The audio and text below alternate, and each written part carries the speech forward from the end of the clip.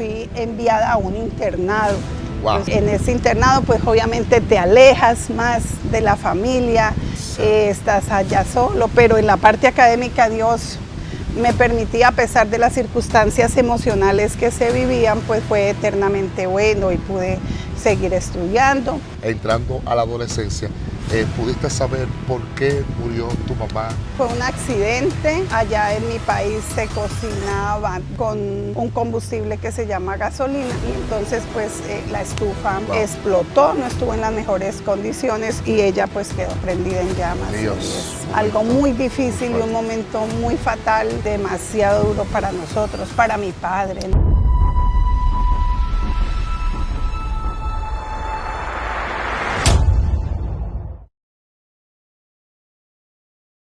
Familia, que el eterno Dios nos bendiga a todos. Tu amigo y hermano Joselito Pérez, quien le habla. Bienvenido a nuestro espacio Joselito Pérez Oficial.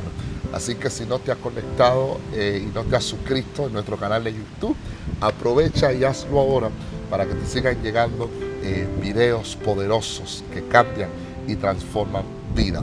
Hoy no estoy solo, estoy con una mujer de Dios, la cual Dios la ha traído desde la República de Colombia a bendecir nuestra tierra. Señores, tiene un testimonio muy poderoso y ella testifica cómo Dios ha sido bueno en su vida. A pesar de momentos duros que ha tenido que vivir, ella hoy ha podido convertir su proceso en un testimonio para darle vida a otros. Está con nosotros nuestra hermana Sandra Cuellar. Dios me lo bendiga. ¿Cómo está? Bien, gracias Joselito, muchas gracias por la oportunidad que me da de estar aquí en su país, en este lindo paisaje, en esta tarde. Bueno, mi nombre es Sandra Cuellar, yo soy docente, hace 35 años he laborado en la parte de educación. Muy contenta, le contaba a Joselito pues muchas de las experiencias. Vengo de Colombia, un país golpeado muchísimo por la violencia, por las dificultades, por las situaciones económicas también drásticas que se han vivido a través de las épocas y pues que no fui ajena y que el Señor me permitió vivir procesos, pero afortunadamente salir victoriosa. Wow, tremendo, la gloria de Dios. Hoy usted va a escuchar, ¿verdad? Cuán bueno ha sido Dios en su vida. Y es necesario siempre revelar ciertos testimonios, porque a veces pensamos que somos los únicos en la tierra que padecemos momentos difíciles. Y cuando escuchamos a otro testificando todo lo que tuvo que vivir y a la misma vez agradecido de Dios, porque también el apóstol Pablo dijo que a los que aman a Dios todas las cosas les ayudan a bien. Amada de Dios, ¿cómo fue su niñez antes de conocer a Dios, entre su niñez y su adolescencia? Bueno, yo siempre estoy convencida que Dios permite que pasen cosas que en su momento pues son difíciles, son muy críticas, pero Él nunca se equivoca y permite que se pasen esas cosas tan fuertes para volvernos guerreros, para volvernos muy fuertes. Yo no lo sabía en su momento, pero cuando miramos hacia atrás nos podemos dar cuenta de que de verdad cada cosa estaba escrita, cada cosa tenía un propósito. Bueno, mi niñez fue muy linda. En los primeros tiempos, hasta los 7, 8 años, viví en una familia tradicional de Colombia, en un departamento además, un departamento muy destacado. Yo vivo en la parte de la Amazonía colombiana. Entonces tenemos mucho acceso a las partes silvestres, pero también pues obviamente hay cosas, situaciones muy agrestes que nos ha tocado vivir allá. Entonces a los 9 años empezó mi vida en formación. A los 9 años se muere mi madre. Entonces, pues ahí adoptamos esa parte de vivir un proceso de qué significa ser un niño huérfano. Exacto. ¿Y cuántos hermanos? Bueno, mi madre muere para cerca a un 25 de diciembre. Quedamos 4 hermanitos, yo era la mayor. Mis hermanos Pues imagínense, si tenía yo 9, mis hermanitos, pues el último tenía 2 añitos, prácticamente era bebé. Y pues fue una situación muy, muy dura, muy difícil. Quienes han vivido esto pues lo saben, como me tocó vivirlo. Se convierte uno en el niño que lo adopta, la familia, los tíos, la abuela, un tiempo acá, un tiempo allá. Hace también parte de que a esa persona huérfana se le otorgan o se le ponen oficios y circunstancias que no le corresponden según su edad. Entonces es muy, de verdad, muy triste vivirlo. A veces hasta maltratos, abusos, ahora uno lo entiende, en su momento no, pero que no tiene por qué pasar, pienso yo, ningún niño. Fue un momento muy difícil. Con 9 años tuviste la responsabilidad de cuidar tus otros hermanitos. Sí, claro. Entonces, en ese momento tan difíciles, después que falleció tu madre, ¿quién se hizo cargo de ustedes? ¿Un tío o un...?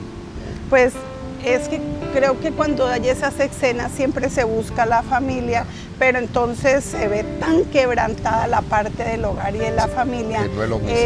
Y además quiero también dejar como esto de que cuando falta el esposo es una situación muy diferente. Muy fuerte. Porque nunca las mujeres permitimos perder la familia.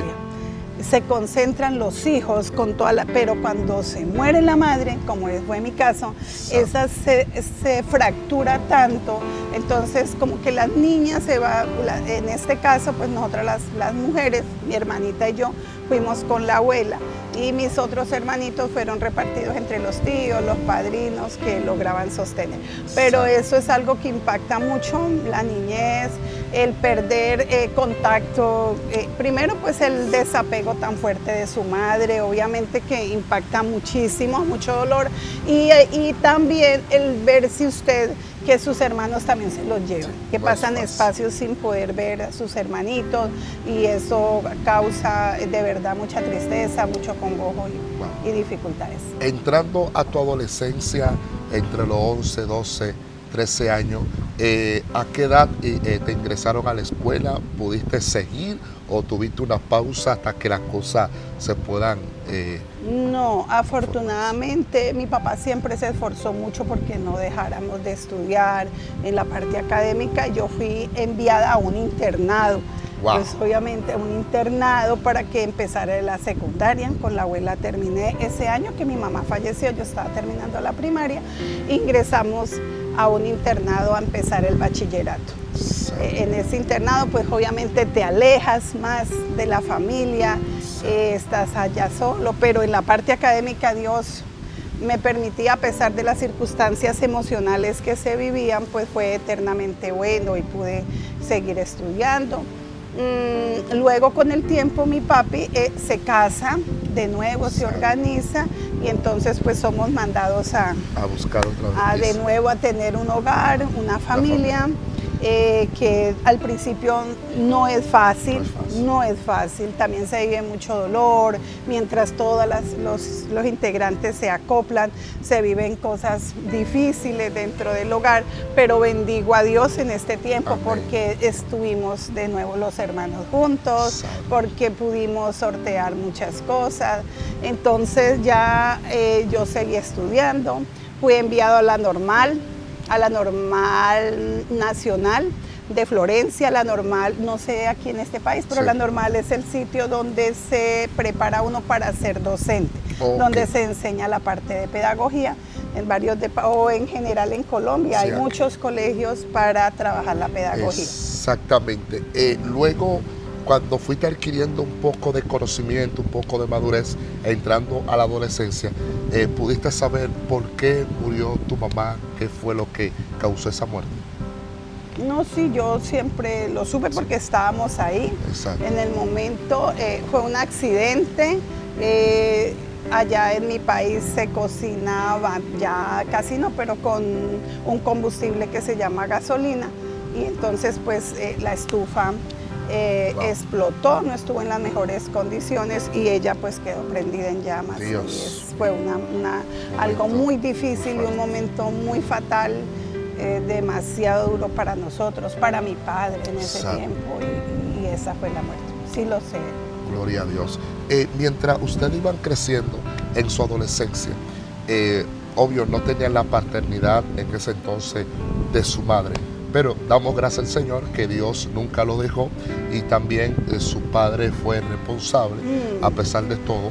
Mientras ustedes iban creciendo, el enemigo no tuvo la oportunidad quizá como de sacarlo o moverlo a ustedes de sus buenos valores, sus buenos principios, porque hay adolescentes que cuando no tienen la paternidad de mamá, ¿verdad? Tú sabes que la paternidad de mamá no es lo mismo que el papá.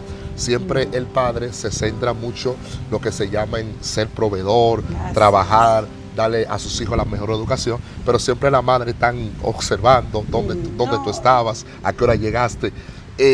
Esos valores y esos principios que le dieron su madre, su padre, nunca se perdió o se mantuvo. O llegó un momento que dentro de la adolescencia trataron como de desviarse. Siempre aparecen jóvenes que dicen, goza tu vida, disfruta tu vida.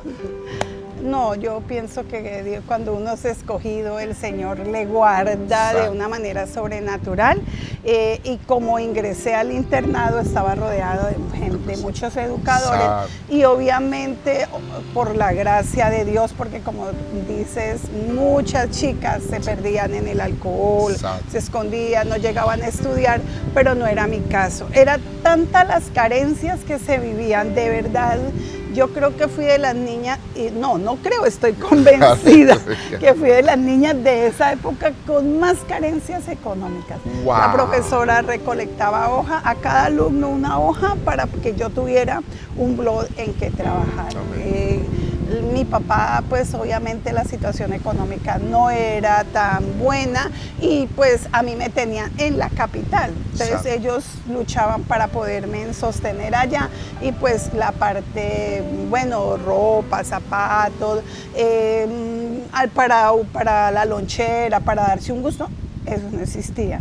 Wow. Entonces Dios en su misericordia pues ponía personas, ¿no? Wow. Que me aportaban mucho, que el calzado, que una tía, alguien me regalaba un vestido y bueno, yo sé que es eso, el ser muy agradado de Wow. que alguien te obsequie, Sí. de ser muy noble, de recibir con cariño Exacto. todo lo que alguien pueda donarte, ponerte en ese tiempo. Y pues obviamente, ¿no?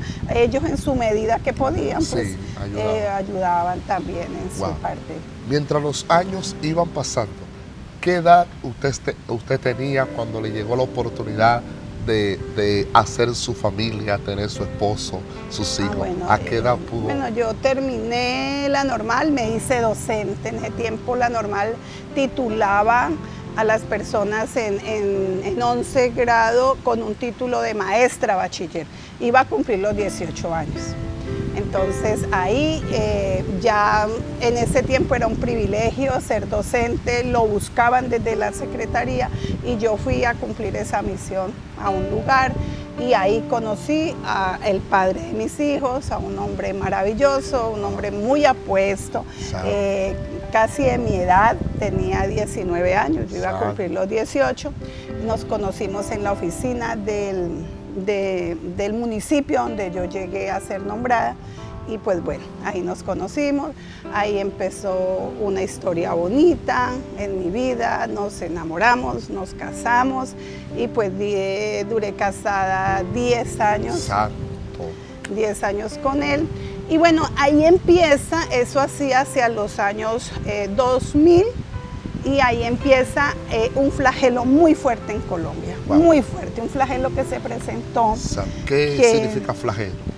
Flagelo es un evento, algo que ocasiona muy fuerte en Colombia y es que empezó a proliferar lo de las autodefensas, no sé si ustedes lo conocieron, donde se formó un frente para combatir la guerrilla.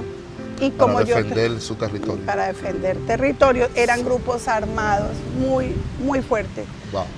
La verdad, la vida lo sorprende tanto, o sea, jamás vivía, tenía una familia bonita, tenía 3 maravillosos hijos, tenía bebés, porque para el 2000 mi último niño tenía 11 meses, tenía niño de brazos, tenía una niña también bien pequeñita y pues la niña mayor tenía 8 años. 8 años. Bueno, entonces como era docente rural en el campo, entonces empezaron unos enfrentamientos del ejército con los paramilitares y pues la guerrilla teníamos 3 frentes muy fuertes. Wow. Uno nunca se imagina que va a terminar algo en una catástrofe. Uno lo que siempre espera es que se minimice, que las cosas pasen. Y pues bueno, fue un tiempo de mucho dolor, de verdad que la gente que rodeaba fue un dolor impresionante. Fue muertos, mis alumnos mayores acribillados, las familias de verdad destruidas porque llegaba ese grupo armado y se llevaba los jóvenes, pues los encarrilaban a las filas. A las chicas, pues muchos de los paramilitares o de los militares pues abusaban, se aprovechaban, enamoraban a las niñas, las sacaban de la escuela. Fue algo muy difícil que vivió mi país en esa zona. Y bueno, mirábamos la cantidad de muertos era enorme, donde los llevaban hacia un puente, por ejemplo, en la zona en la que yo vivía, y los partían los seres humanos con motosierras, se le dice allá. Y encontraban los cuerpos descuartizados, se lanzaban al río. Bueno, primero fue mi compañera docente, se llevaron su esposo por algún inconveniente, por algo prácticamente insignificante que un vecino dijo que no quería que pasara su caballo. Por ejemplo, antes llamaba al paramilitar y de una vez pues habían la masacre. Eran masacres, porque se dieron masacres, ¿no? Secuestros, masacres, o sea, aún no sé cómo mi corazón, Dios sostuvo todo ese tiempo, pero sí fue muy fuerte. Entonces en un junio del 2022 pues también llegaron una noche, a medianoche, reclamando a mi esposo, lo llevaron y pues lo mataron. Entonces ahí empieza el proceso. Una historia muy fuerte. Santo. ¿Qué tiempo usted duró observando esa masacre que ocurría prácticamente casi diario? ¿Qué tiempo duraron observando todas estas cosas? Sí, yo creo que estuvimos inmersos en la guerra unos 2 años. 2 años. Haciendo los grupos, mirando morir a muchas personas. Pero es que el docente también hace una parte de comunidad muy fuerte. Y entonces cuando empezaban los bombardeos, el avión fantasma, la escuela como tal era el refugio. Wow. Era el refugio, entonces del caserío subía hacia la escuela, las madres con los niños en brazos, todos corrían porque pues el caserío eran más casitas de madera, la escuela pues era una escuela de material ya grande y un tiempo fue un refugio de la guerra ella. Entonces lo que hacía era abrir las puertas de la escuela, que la comunidad llegara y eran noches, por ejemplo, donde se bombardeaba, se tiraba y nosotras las mujeres con nuestros niños en brazos, orando, bueno, ahí no conocía tanto al Señor, pero rezando, se dice, haciendo oraciones, hasta que amanecía y podíamos la gente a casa, y pues con el dolor de saber a cuántos habíamos perdido en la comunidad, se nos habían llevado, se había muerto el vecino, y eso pues era un dolor impresionante. El avión fantasma, ¿en qué sentido?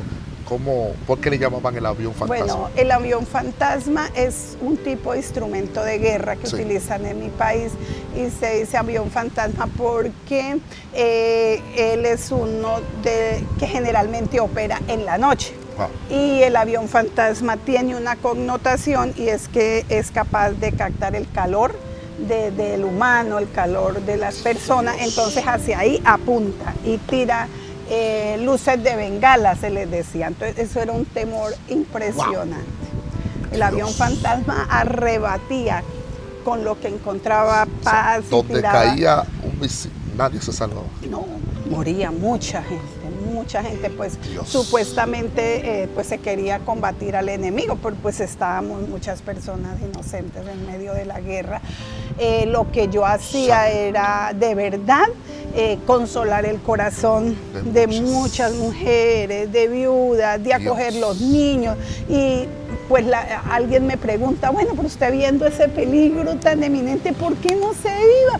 Pero en ese momento yo sentía que era un instrumento maravilloso, que era un instrumento supremamente importante y que no podía abandonar mi tierra, no podía abandonar mi comunidad, porque el servicio mío significaba en ese momento algo muy, muy fuerte para la comunidad, y dejarlos era muy duro, no lo pensé nunca.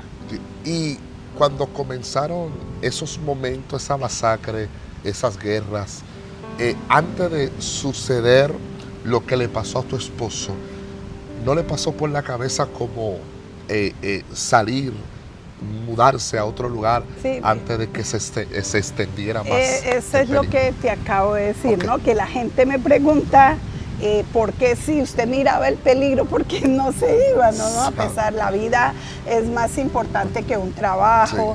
Y reitero que lo pensé muchas veces, pero el amor por la gente que estaba ahí me hacía quedarme.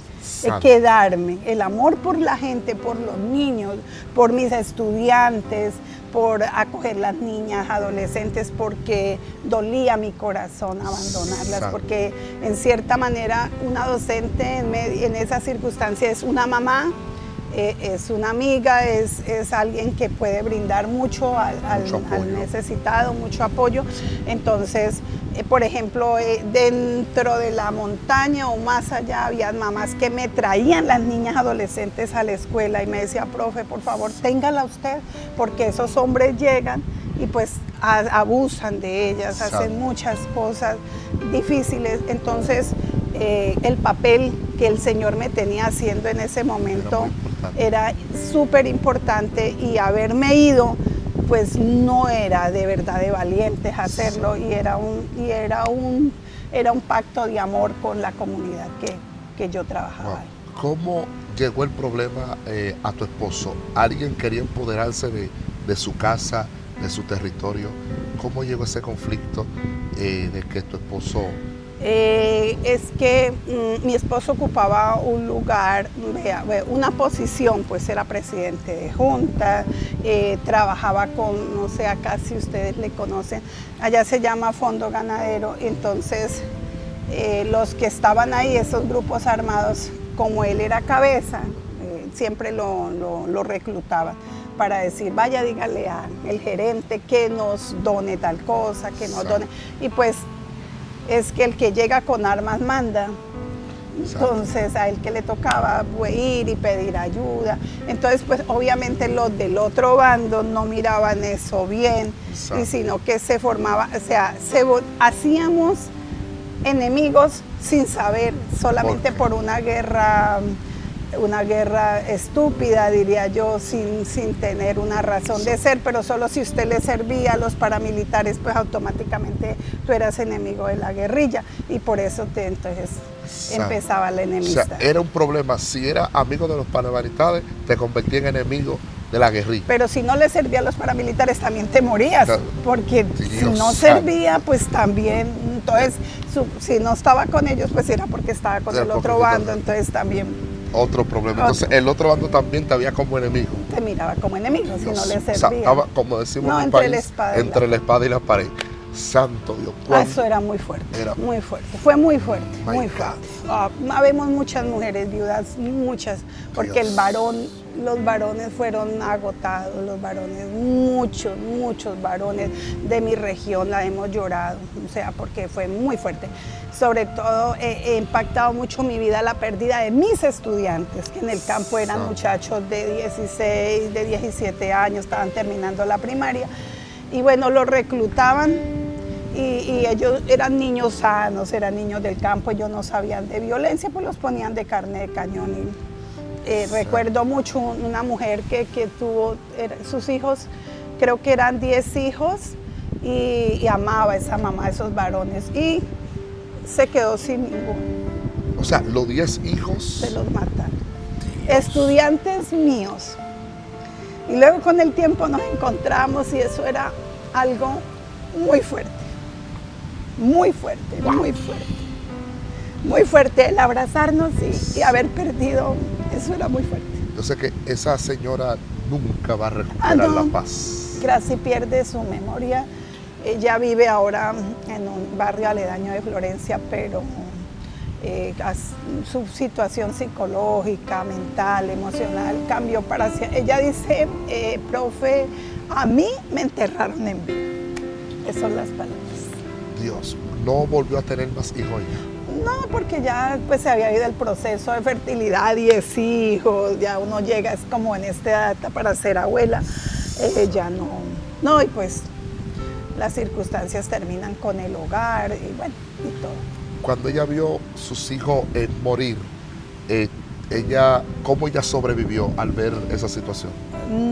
No, pues, ¿Salió corriendo? sí, más que todo al matar mi esposo, que era el presidente de Junta, se vivió algo muy crítico en esa región, ¿no? La gente le quería tanto, eso se rebotó y se empezaron a desocupar. O sea, vivimos un desplazamiento porque lo triste de la guerra es que tú pierdes un ser querido, en este caso mi esposo, mi proveedor, el protector, el padre de mis niños, y se vive todo ese conflicto.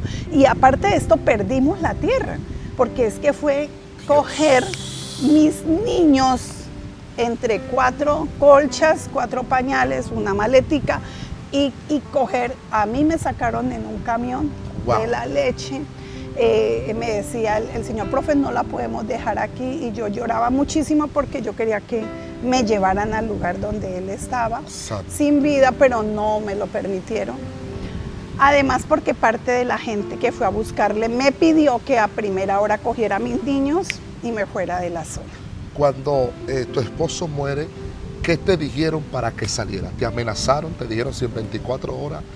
Sí, me preguntaron si estaba conmigo, llegaron a las 12 de la noche, yo le dije que él no se encontraba en ese momento, entonces nos dijo, hazme favor, señor, y mañana, porque pasaba solo un carro en la mañana por esa región, Sí. en la primera hora en el carro que sale, coge sus niños y se va, y si no, nos respondemos. Entonces, Dios. imagínate la complejidad Wow. de dejarlo todo. Todo. Nosotros vivíamos en una hacienda porque mi esposo trabajaba para una entidad que se llama el Fondo Ganadero. En ese tiempo se llamaba en el Caquetá y él pues administraba parte de los bienes del fondo allá. Te quedas sin piso ante el desabrigo, ante la muerte, ante no saber qué hacer, pero pues la vida de los niños y de la gente que de verdad sentía que nos amaba mucho, que ellos mismos subieron hasta allá en el carro, cogieron mis niños, mis 4 cosas, porque uno no tiene tiempo de pensar, sus hijos, los abrigué, algo de ropa y nos fuimos. A la hora de salir, ¿cuántos hijos usted tenía en ese entonces? 3 hijos. 3. Los 3. Dios mío. ¿Y las edades eran entre 9 meses, 8 años? La niña mayor tenía 8 años y los 2 estaban de brazo, porque Anderson tenía 11 meses, que es mi único hijo varón, hermoso. Dios. Y Linda, mi hija, la del medio, tenía añito y medio, 2 añitos. Eran bebecitos. Bebés, sí. Eran bebés. O sea, yo me quedé con 2 teteros, para 2 pañales, dando tetero a 2 bebés. Y bueno, y la niña pues un poquito grande, pero pues necesitaba aún mucho de nuestra ayuda. Dios mío. Uy, eso es algo muy, muy duro, muy duro. Wow, eso es algo brutal. Familia, en la segunda parte estaremos dándole continuidad al testimonio de nuestra hermana Sandra. Ahí, en la segunda parte, le estaremos preguntando cómo ella sobrevivió con sus 3 niños. Todos escuchamos que habían 2 que eran muy pequeños, que eran cargados en brazos. Ahí nos daremos cuenta hacia dónde se trasladó. comenzar desde cero no es fácil. Así. Dejarlo todo no es fácil. Y yo le aseguro que lo frustrante de ella no fue dejar su casa. Lo frustrante es preguntarse en su mente qué pasaría con sus hijos, Claro. si ya su esposo no estaba presente. Ahí estaremos preguntándole hacia dónde se trasladó, dónde quedaron, quién la recibió, cómo sobrevivió y los procesos que tuvo que atravesar de ese momento en adelante. La segunda parte estaremos enterando cómo Dios mío, Amén. pudo tener misericordia, que Dios la guardó a ella, guardó a sus hijos Así para es. que no le hicieran daño a ninguno. Así que en la segunda parte, suscríbase, comente y diga: queremos la segunda parte. Que el eterno Dios nos bendiga a todos. Amén. Hoy, mañana y siempre viene la segunda parte. Shalom.